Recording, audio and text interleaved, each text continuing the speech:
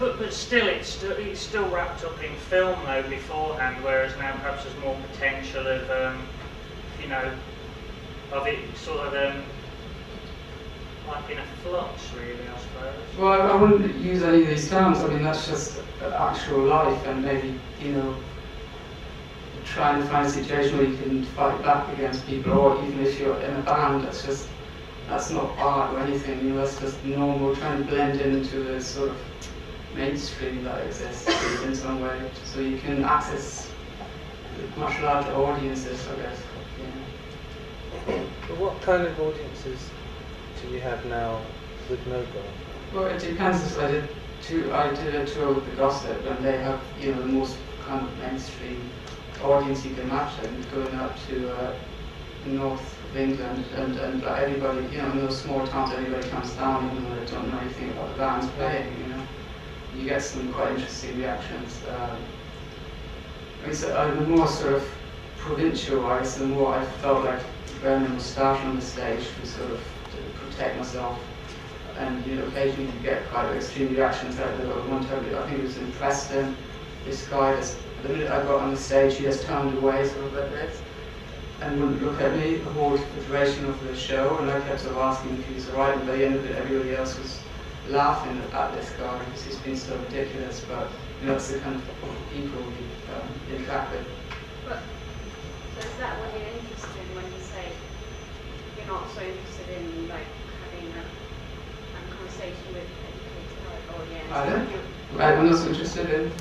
What you said, you're like more interested in interacting. I didn't say I'm not interested in having a conversation with educated people, but in terms of sorry, I didn't mean to miss. Yeah. No, but so is that what you're interested in? That when situations like this happen, when people turn away, or yeah, you know. So.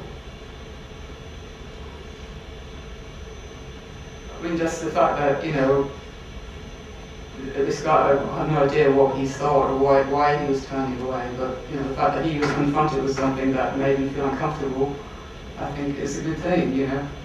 And is that why you choose to make, like, or used to make the films quite trashy and deliberately sort of? Yeah, I guess there's a sort of element of, you know, embarrassing itself as well as the audience. You know, there are those moments of it's just really quite bad and it gets worse. You know, not saying that's the intention, but if that happens, you know, I don't necessarily think it's a bad thing either. So. And is that the reaction that you're waiting for the audience to be almost against what you're doing? No, not at all. It's just some of these people are against it, you know. But I mean, you could say maybe that's because a lot of performers, the way the music industry is, are conforming to whatever the expectation is so they can make money, you know. They don't or even get any gigs, you know. I mean, I would suspect that there's a lot of people out there who would like to do things a little bit differently if they could, you know.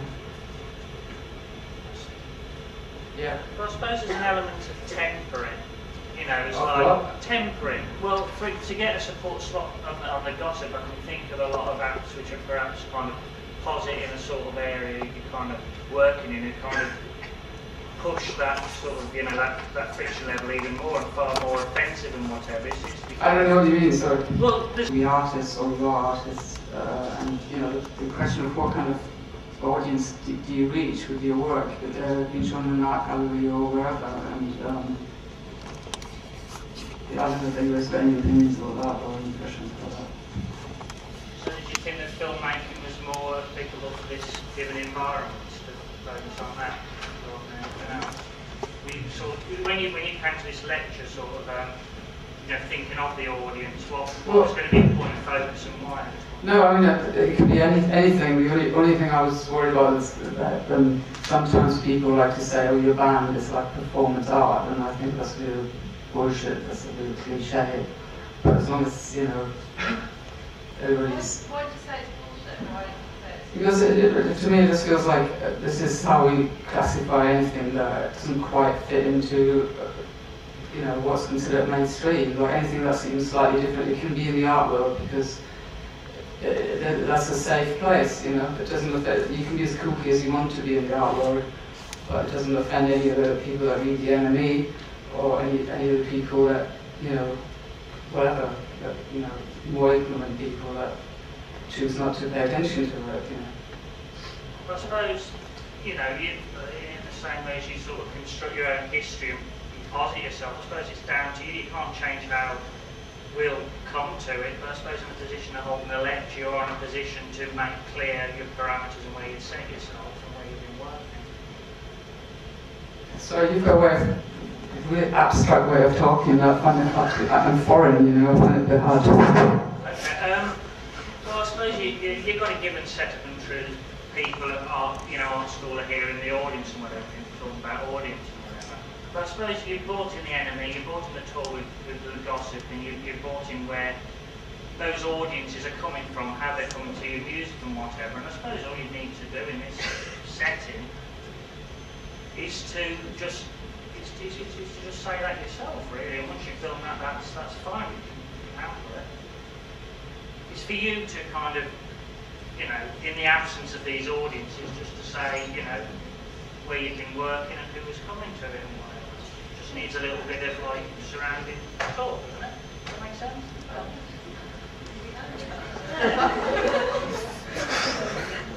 I think I'm going to stop.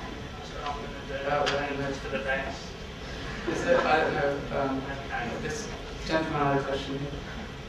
Why are you so obsessed, or your work so obsessed by sex? I